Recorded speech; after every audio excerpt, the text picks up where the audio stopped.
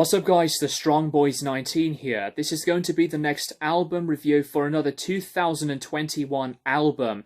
And I'm going to be reviewing the latest, very anticipated album from one of my very favourite metal bands of all time, Fear Factory, entitled Aggression Continuum. Now this is the band's 10th studio album. This is the first album since 2015's Genexus. And this also marks Fear Factory's second album to be released through Nuclear Blast Records. Now, before I jump right into the album, I want to tell you guys a very brief beginning when I got into the band. Fear Factory was the very first metal band of the industrial metal sound that I really got into. And I actually discovered Fear Factory through playing a PS1 game entitled Demolition Racer, and that really opened my eyes to discover something very distinctive yet highly atmospheric and very original. And when I got into the band, I have always loved the early classic era of Fear Factory, admired the trilogy of the classic albums of Demanufacture and Obsolete, and the very underrated album Digimortal, which I love. And then over time, throughout the band's career, going through lineup changes with exploratives on something very melodic and expanding onto something involving a lot of maturity and progressiveness with albums like Archetype, another one of my favorite Fear Factory albums, and with Christian Olde-Wolbers to take over Dino's main ability as guitarist to do albums of Archetype and Transgression. And then going through some more lineup changes with Dino Cazares, the band's main songwriter, to come back to the band with some more different sounds and abilities. But this also provides Fear Factory a very different aspect as a band. And for me, my favourite era of Fear Factory is with the classic lineup of Dino, Burton, Christian, and also Raymond Herrera on drums. This also marks one of the latest albums to feature and credit Mike Heller on drums. This album took a very long while to create, as with Burton C. Bell, he recorded the vocals to this album in 2017, and unfortunately he decided to leave the band in 2020 due to a very difficult, complex tensions that he went through with Dino involving the legal rights of the Fear Factory name. So this album mentally, emotionally, and physically took a long time for Dino to create.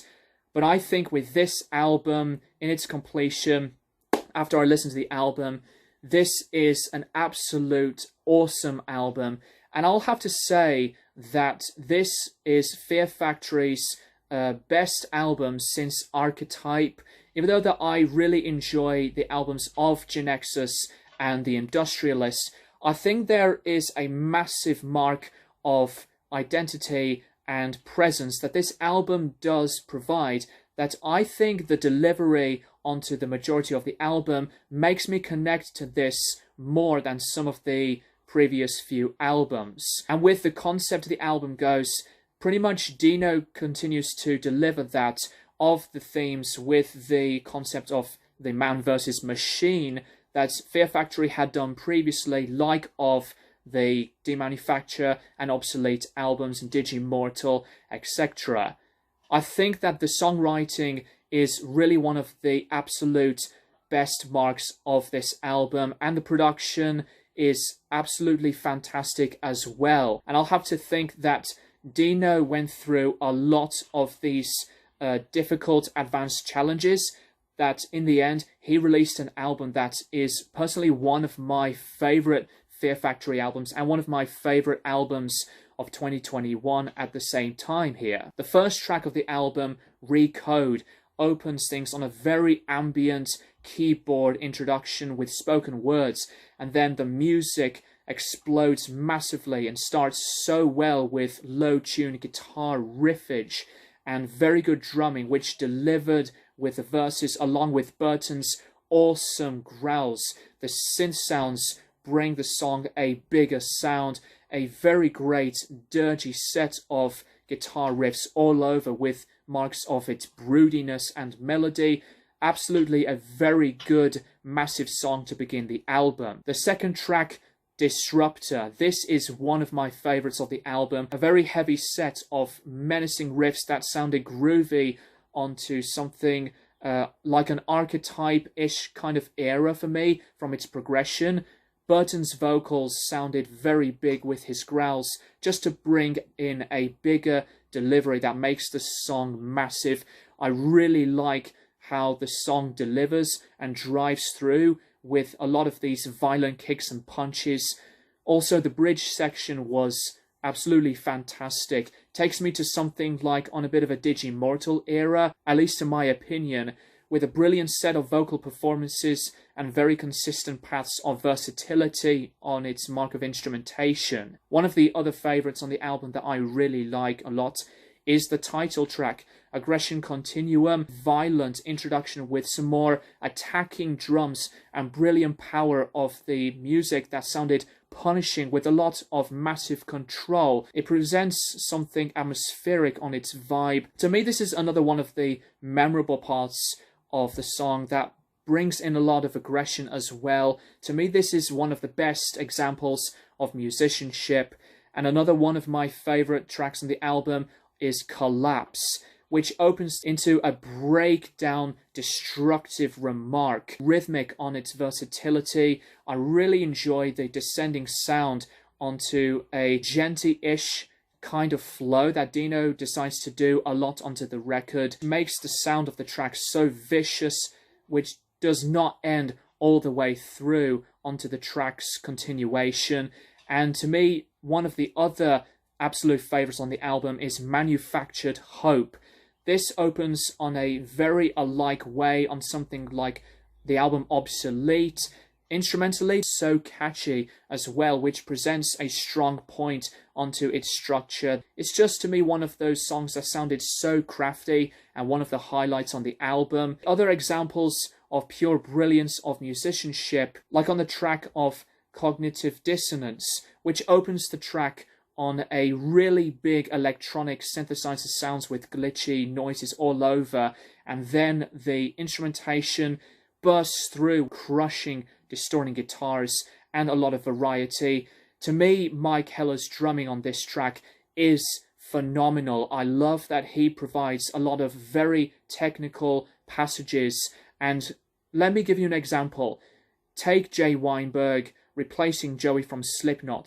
Jay's ability on the drums was amazing, and that's what I think about with Mike Heller. He adds in a lot of these flavors and chemistry with Fear Factory, even though that Raymond Herrera is my favorite drummer with the band, but I think Mike's drumming, especially onto this track, was absolutely a perfect sound. There is a lot of vocal harmony from Burton onto the track, as well as with his amazing distinctive growls that works so much with its presence. This is a track that provides something very much a moodier and atmospheric edge, and I do like to hear the blazing distorting guitar chords with the clean vocals at the same time, as I think it was a very awesome signature part of Fear Factory's sound. Other tracks like Fuel Injected Suicide Machine, which was another really strong song of musicianship, and Heller's drumming was wicked all the way through with his beats,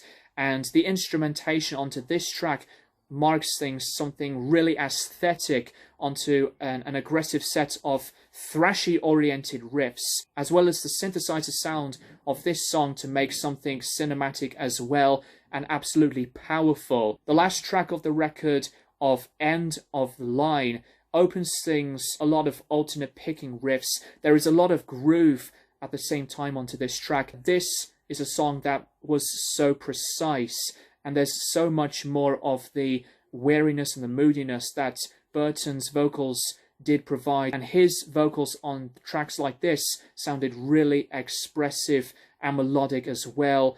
And the conclusion to finalize the album was the sound of ambient sounds with robotic voices and a sound collage of very industrial noise. Overall, Aggression Continuum by Fear Factory is an amazing album from start to the finish, and for this album to hear Burton C. Bell for the very last time, his vocal performances of the album sounded absolutely a wonderful sound. His growls sounded very ferocious and lower with his distorted tone, and his cleans were just as brilliant as ever. And I think with his work being Fear Factory's main vocalist for a very long time, to me, this album does have one of his very best vocals in a long while.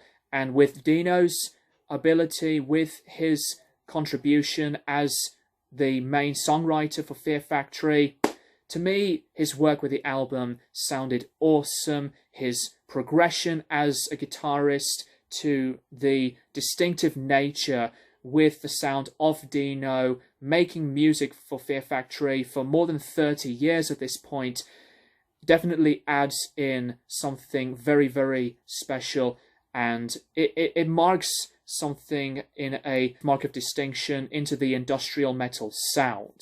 And I am curious to know what you guys personally think of this album in the comments down below. So that's all I would like to say for Aggression Continuum by Fear Factory. I'm going to give this album a 9 out of 10. Thank you guys for watching, and I will keep you guys posted for more videos in the near future.